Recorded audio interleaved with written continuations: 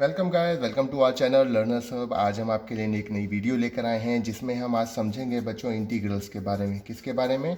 Integrals, या जिसे हम और कहते हैं इंटीग्रेशन। क्या कहते हैं? इंटीग्रेशन। ठीक है बच्चों, आज हम इसका सिर्फ बेसिक नॉलेज लेंगे, बेसिक उसके बारे में जानेंगे, ठीक है ना, जिससे सब बच्चों को इसके एडवांस लेवल तक जाने में हेल्प मिले।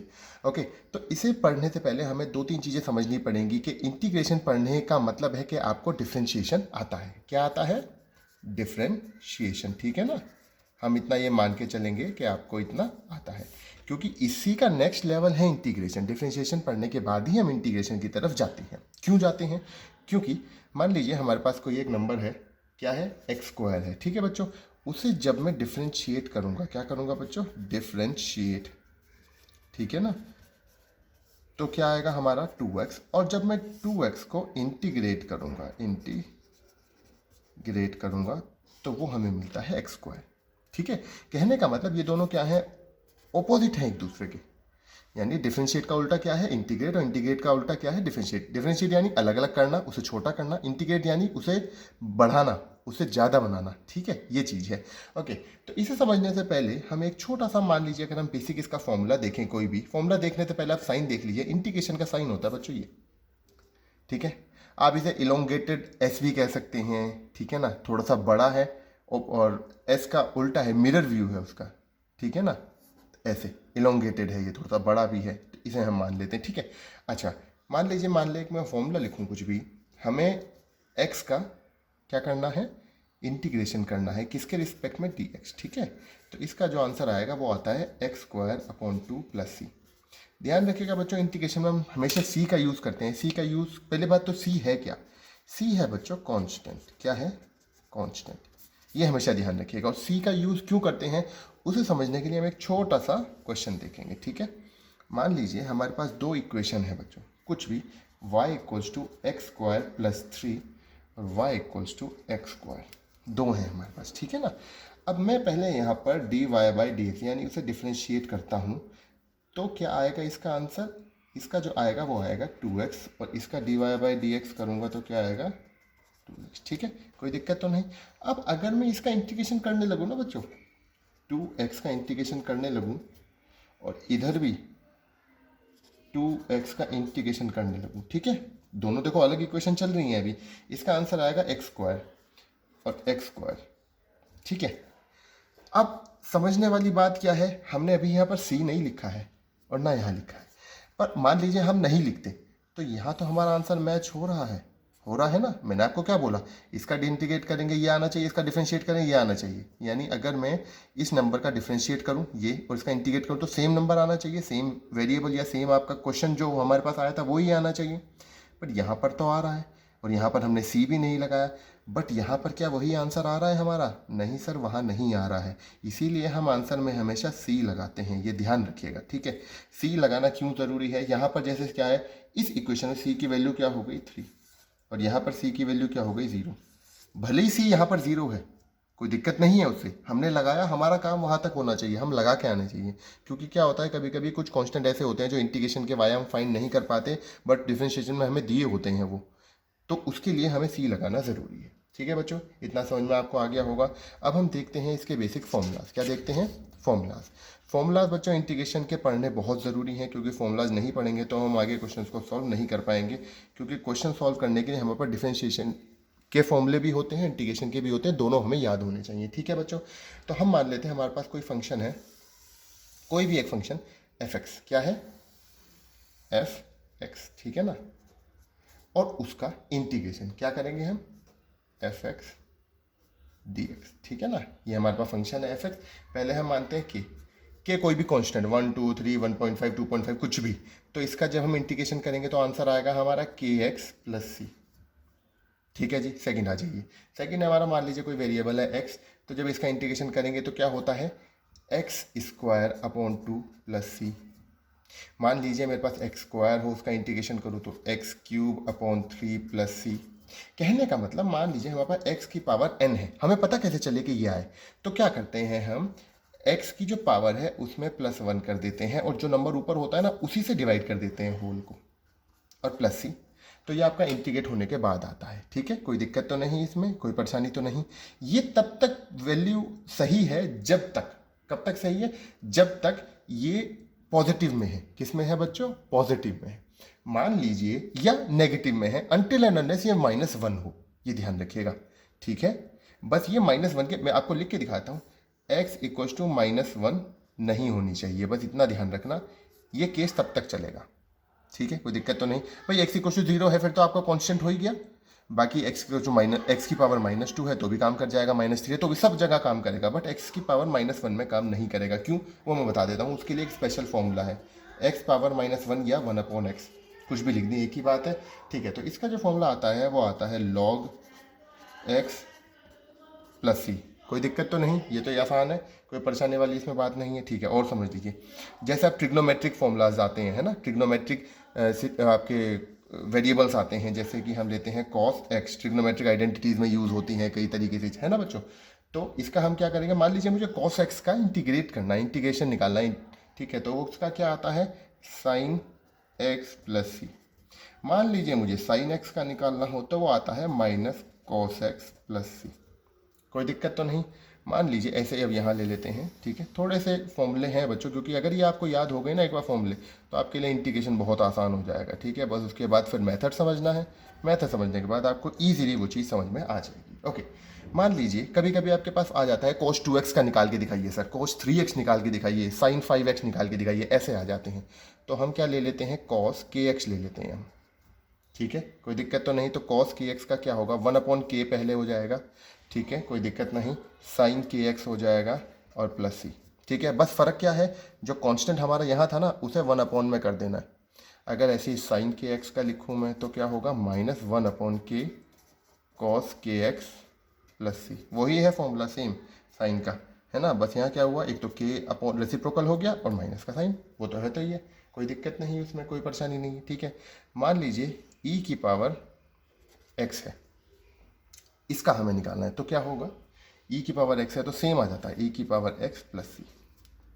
मान लीजिए कभी कभी क्या होता है, e की पावर 2x होता है, 3x होता है, 4x होता है, 5x होता है, कुछ भी होता है, तो उसमें केस में क्या होता है, 1/n आ जाता है e की पावर n x प्लस सी। ठीक है, कोई दिक्कत तो नहीं बच्चों, ये तो आसान है, इतना तो आपको समझ में आ रहा होगा, कोई परेशानी वाली बात नहीं है, कोई दिक्कत वाली बात नहीं है। ठीक है, मान ली और हम लेके चलते हैं, ट्रिग्नोमेट्री में अभी और आते हैं। ठीक है, मान लीजिए हमें 10x का निकालना है, किसका निकालना है, ये 10x से पहले हम देखते हैं सेक्स स्क्वायर x का, सेक्स स्क्वायर x का निकालना है, तो इसका आएगा बच्चों 10x प्लस सी। ठीक है ना, कोई दिक्कत वाली बात तो नहीं है, इतना तो आपको समझ में आ गया। ठीक है सर, और देखते हैं आगे।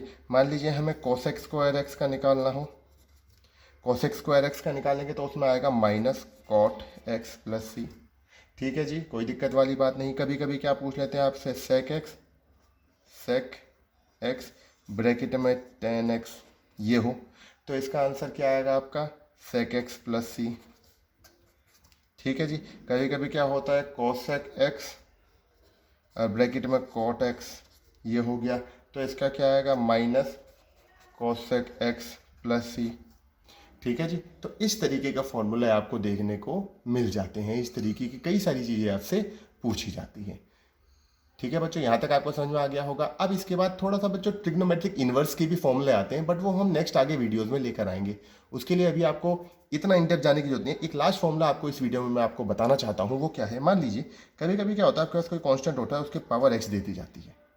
मान लीजिए आपको 10 की पावर कुछ दे दी जाए, ठीक है, 100 की पावर कुछ दे दी जाए, उसका आपको निकालने के लिए बोला जाता है, तो वो होता है, वो नंबर तो एज इट इज़ आ जाएगा अपॉन लॉग जो आपका यहाँ पर कांस्टेंट था वो, और प्लस सी।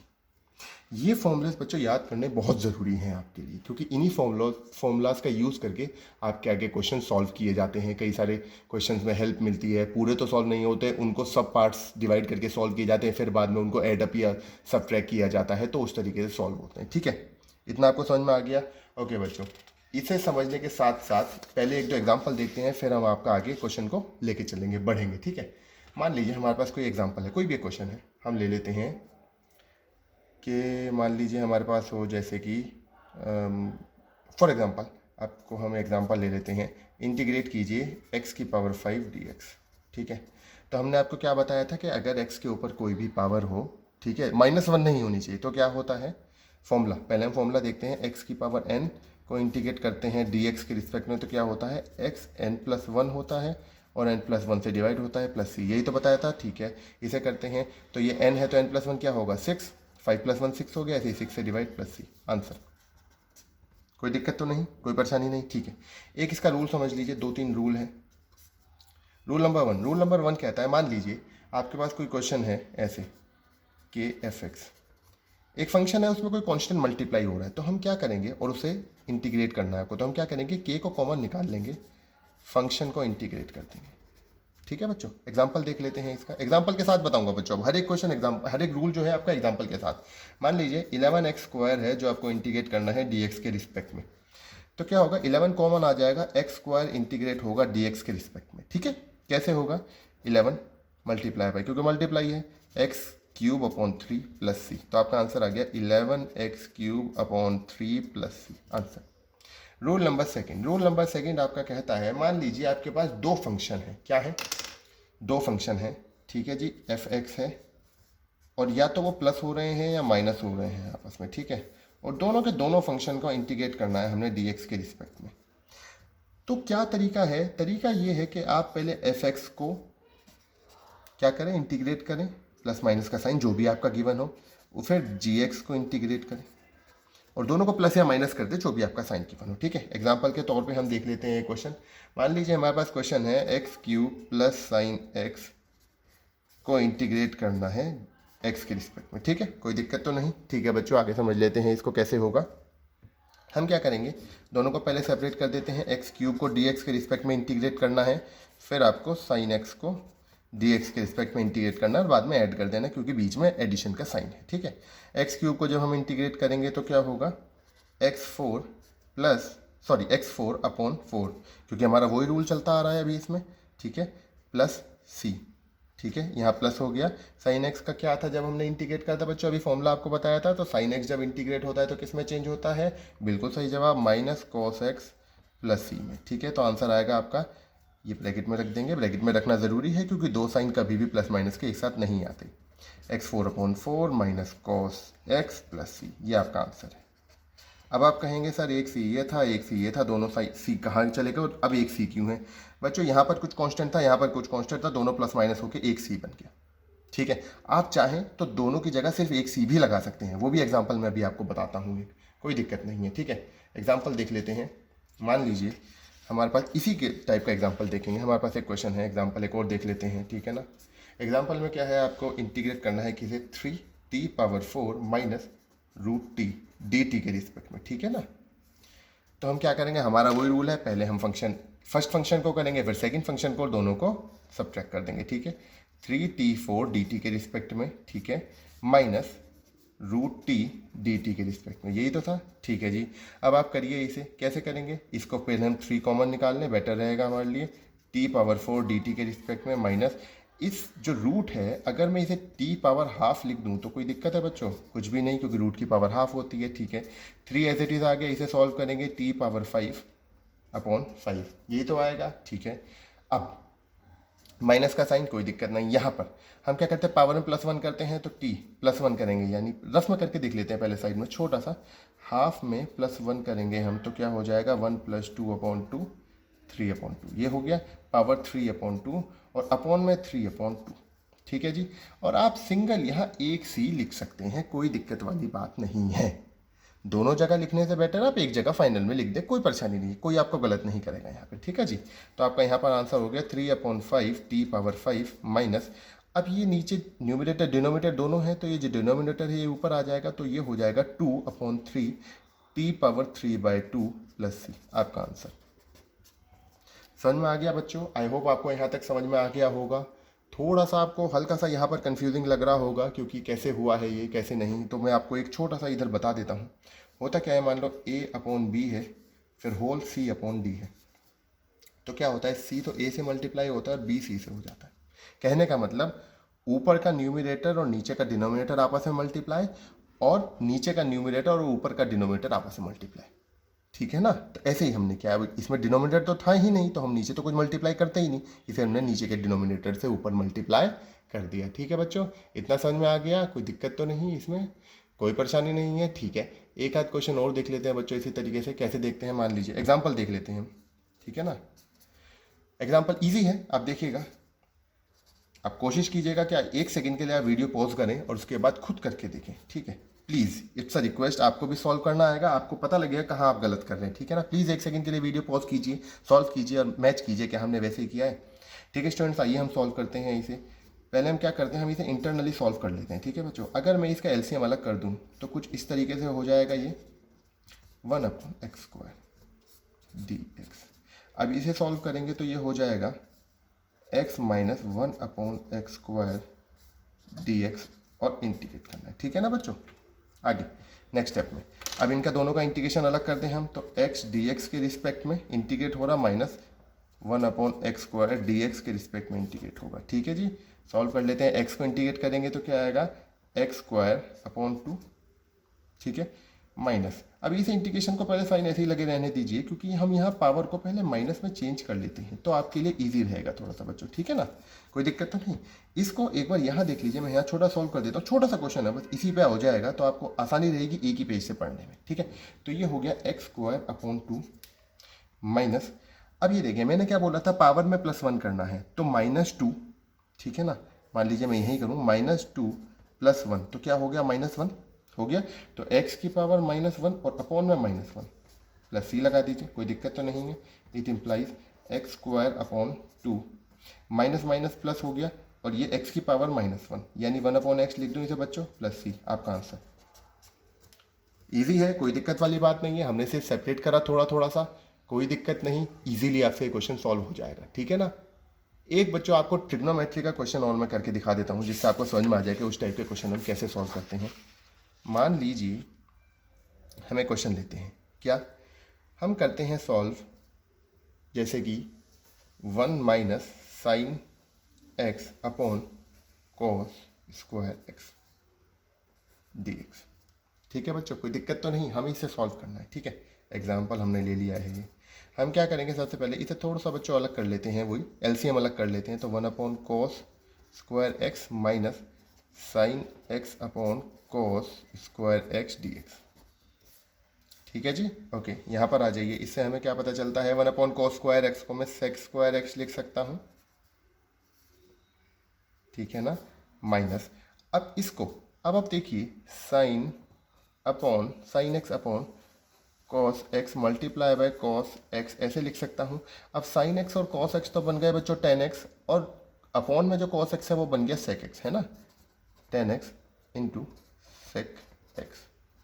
तो इसे मैं लिख सकता हूँ ऐसे ही, tan x multiply by sec x और dx, ठीक है, कोई दिक्कत नहीं बच्चों, ठीक है। सॉल्व कर दीजिए इसे, दोनों के इंटीग्रेशन आप अलग कीजिए, sec² x dx के रिस्पेक्ट में minus integration tan x sec x dx के रिस्पेक्ट में। कोई दिक्कत तो नहीं बच्चों, यहाँ तक आपको समझ में आ गया होगा। अब प्लीज़ अपना पेज टर्न कीजिए और देखिए जहाँ हमने फॉर्मूलेज लिखवाए थे आपको।